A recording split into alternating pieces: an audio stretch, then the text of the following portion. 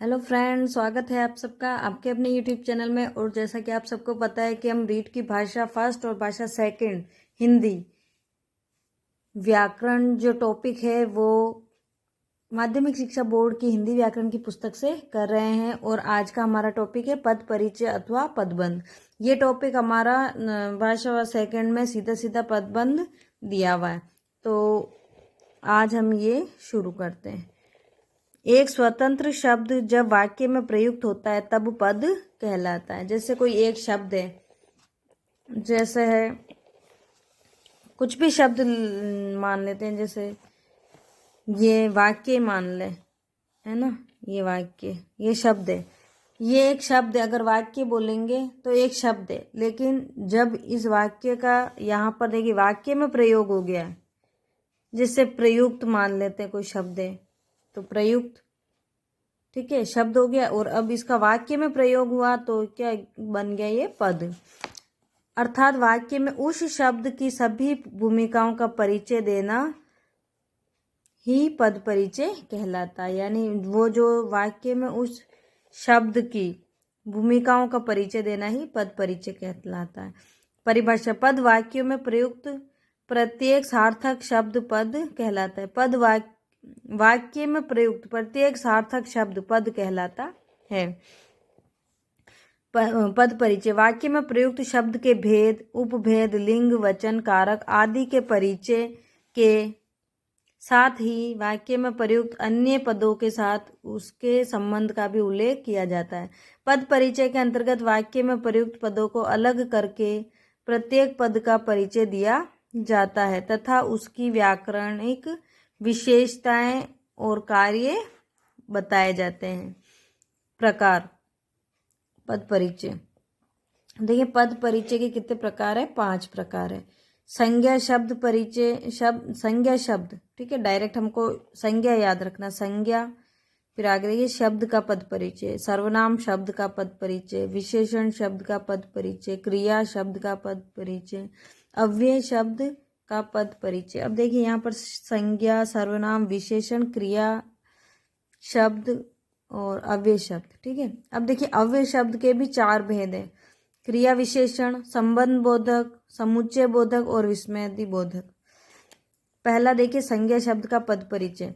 संज्ञा शब्द के पद परिचय के लिए संज्ञा का भेद, लिंग, वचन, कारक तथा उस शब्द के क्रिया से संबंध को व्यक्त किया जाता है। वाक्य: राजेश ने रमेश को पुस्तक दी। राजेश यहाँ पर संज्ञा, व्यक्तिवाचक है, पुल्लिंग है, एक वचन है। ने के साथ कर्ता, कारक, दी क्रिया का कर्ता है। रमेश, सॉरी ये राजेश का था, हमने ऊपर पढ़ा जो, जैसे राजेश क्या है, कर्ता है, ठीक है, इसके साथ ही न जुड़ा हुआ है, इसके साथ ही क्रिया जो है वो भी राजेश के अकॉर्डिंग लगी है, तो यहाँ पर दी भी इसके साथ जुड़ा हुआ है। दूसरा देखिए रमेश, रमेश भी संज्ञा है, ये व्यक्तिवाचक, पुल्लिंग, एक वचन, ठीक है। और दी जो क्रिया है उसका कर्म है रमेश, और रमेश के साथ को जुड़ा हुआ है, ठीक है।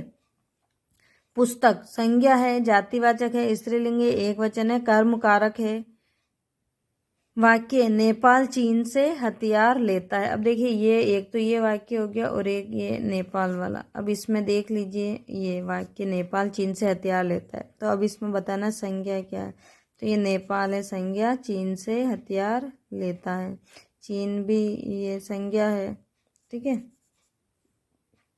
तो यहाँ पता लगाना, देखिए नेपाल है वो व्यक्तिवाचक, पुल्लिंग, एकवचन और कर्ता है, चीन से आ गया, है ना, तो ये संज्ञा, व्यक्तिवाचक, पुल्लिंग, एकवचन और अपादान कारक हो गया।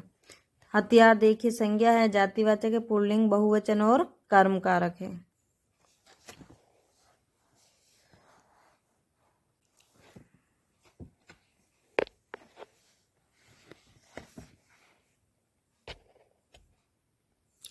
अब देखिए सर्वनाम शब्द का परिचय। सर्वनाम शब्द के परिचय के लिए सर्वनाम का भेद, लिंग, वचन, कारक, क्रिया के साथ संबंध तथा पुरुष पर विचार किया जाएगा। जैसे मैं तुम्हारे साथ चलता हूँ। अब देखिए यहाँ पर मैं आ गया, पहले वहाँ पर संज्ञा आ रही थी, मतलब नाम आ रहा था, अब यहाँ पर सर्वनाम आ गया मैं, और ये तुम्हारे, ये दोनों सर्वनाम है। अब देखिए उत्तम पुरुष सर्वनाम, पुरुषवाचक पुल्लिंग एक वचन, चलता हूँ क्रिया का कर्ता। चलता हूँ क्रिया का कर्ता कौन है? मैं। यह वही कार है, तो अब देखिए यह सर्वनाम हो गया, निश्चयवाचक हो गया कि वही है ना। अन्य पुरुष हो गया स्त्रीलिंग और एक वचन। तीसरा देखिए विशेषण शब्द का पद परिचय। विशेषण शब्द के पद परिचय है तो विशेषण का प्रकार, अवस्था, लिंग, वचन व विशेष्य के साथ उसके संबंध आदि का वर्णन किया जाता है। मतलब यहाँ पर विशेषण के बारे में बताया जाएगा। हमारे वीर सैनिकों ने सब दुश्मनों का नाश कर दिया। अब देखिए वीर सैनिक, ये विशेषण हो गया।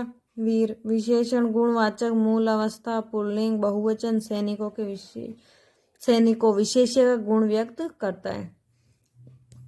सब दुश्मनों का नाश कर दिया। अब सब में देखिए विशेषण संख्यावाचक, मूल अवस्था, पुल्लिंग, बहुवचन। दुश्मनों विशेष्य की संख्या का बोध होता है।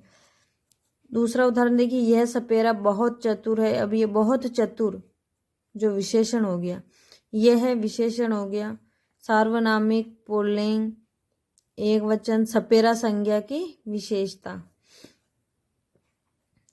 चतुर विशेषण गुणवाचक, पुल्लिंग एक वचन, सपेरा विशेष्य का विशेषण। अब यहाँ पर देखिए ये विशेषण में विशेषण का पद परिचय दिया हुआ है। तीसरा देखिए क्रिया शब्द, जो क्रिया है लास्ट वाली उसके बारे में। क्रिया शब्द के पद परिचय में क्रिया का प्रकार, लिंग, वचन, वाच्य, काल, वाक्य में प्रयुक्त अन्य शब्दों के साथ संबंध को बतलाया जाता है। जैसे राम ने रावण को मारा। मारा क्रिया सकर्मक क्रिया है, पुल्लिंग है, एक वचन है, कृतवाच्य है और भूतकाल है। मारा क्रिया का कर्ता राम तथा कर्म रावण है। सवेरे में उठा, उठा क्रिया अकर्मक, पुल्लिंग एक वचन, कृतवाच्य और भूतकाल। उठा क्रिया का कर्ता है। उठा क्रिया का कर्ता मैं है। अव्यय शब्द का पद परिचय। अव्यय शब्द चूंकि लिंग, वचन, कारक आदि से प्रभावित नहीं होता, अतः इनके पद परिचय में केवल अव्यय शब्द के प्रकार, उसकी विशेषता या संबंध ही बताया जाता है। क्रिया विशेषण का पद परिचय। अब ये देखिए अव्यय के जो 5 पॉइंट है उसके 4 पॉइंट शुरू हो गए हैं। क्रिया विशेषण का पद परिचय, भेद तथा क्रिया की जानकारी। श्याम वहां गिरा था, ये गिरा था तो क्रिया हो गई और क्रिया का विशेषण बता रहा वहां, मतलब फिक्स जगह बता रहा है। वहां क्रिया विशेषण, स्थानवाचक गिरा था, क्रिया का स्थान निर्देश। मैं रोज सवेरे प्राणायाम करता हूँ, रोज क्रिया विशेषण है। कालवाचक प्राणायाम क्रिया का समय बताकर उसकी विशेषता प्रकट कर रहा है। समुच्चय बोधक, भेद तथा जिन दो शब्दों को मिला रहा है उसका उल्लेख होगा। जैसे सीता और गीता, यहाँ पर और जो है वो है समुच्चय बोधक।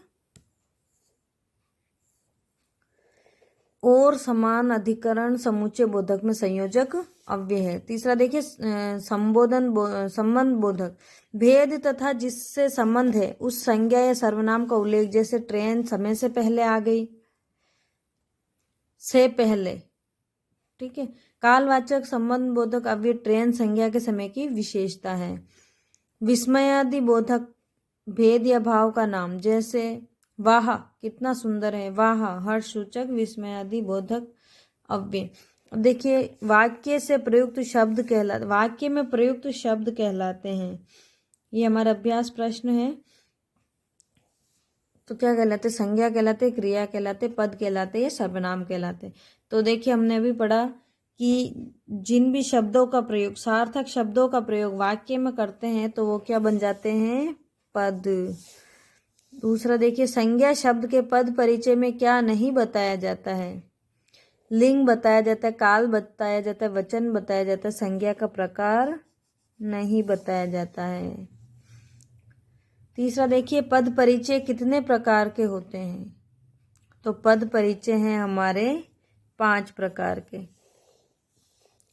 तेज दौड़ती हुई गाय को उसने पकड़ लिया, वाक्य में तेज पद है। क्रिया विशेषण, सर्वनाम, विशेषण पद और क्रिया पद। अब देखिए विशेषण तो है ये, लेकिन किसका विशेषण है? क्रिया का, तो यहाँ पर हो जाएगा ये क्रिया विशेषण। ठीक है, तो आज के हमारे ये क्वेश्चन थे। और आपको ये कैसा लगा वीडियो? अगर अच्छा लगा हो तो लाइक कीजिए और ज़्यादा से ज़्यादा शेयर कीजिए। धन्यवाद। आइए अभ्यास प्रश्न करते हैं। वाक्य में प्रयुक्त शब्द कहलाते हैं संज्ञा, क्रिया, पद, सर्वनाम। देखिए हमने पढ़ा था कि जब शब्द वाक्य में प्रयोग किए जाते हैं तो वो कहलाते हैं पद। दूसरा देखिए, संज्ञा शब्द के पद परिचय में क्या नहीं बताया जाता। जो संज्ञा शब्द पढ़ा था हमने प्रकार, उसमें क्या नहीं बताया जाता? लिंग बताया जाता है, वचन बताया जाता है, काल बताया जाता है, संज्ञा का प्रकार बताया जाता है। तो देखिए जो नहीं बताया जाता है वो ध्यान रखना है यहाँ पर। तो ये तीनों, लिंग बताया जाता है, पुल्लिंग है, स्त्रीलिंग है, एक वचन है, द्विवचन। संज्ञा का प्रकार बताया जाता है, व्यक्तिवाचक है या जातिवाचक। काल नहीं बताया जाता। तीसरा देखिए, पद परिचय कितने प्रकार के होते हैं? 3, 4, 2, 5। तो हमने पद परिचय 5 प्रकार के पढ़े। तेज दौड़ती हुई गाय को उसने पकड़ लिया। वाक्य में तेज पद है। तेज तो वास्तव में विशेषण है, लेकिन ये क्रिया के साथ आ रहा है, यानी ये क्रिया विशेषण पद है। बाकी देखिए सर्वनाम, क्रिया, ये दोनों क्रिया विशेषण है। विशेषण तो है लेकिन क्रिया का विशेषण है, तो हमारा ये हो जाएगा। ठीक है दोस्तों, आपको ये वीडियो कैसा लगा? अगर अच्छा लगा हो तो लाइक कीजिए और चैनल को सब्सक्राइब कीजिए और ज़्यादा से ज़्यादा शेयर कीजिए। धन्यवाद।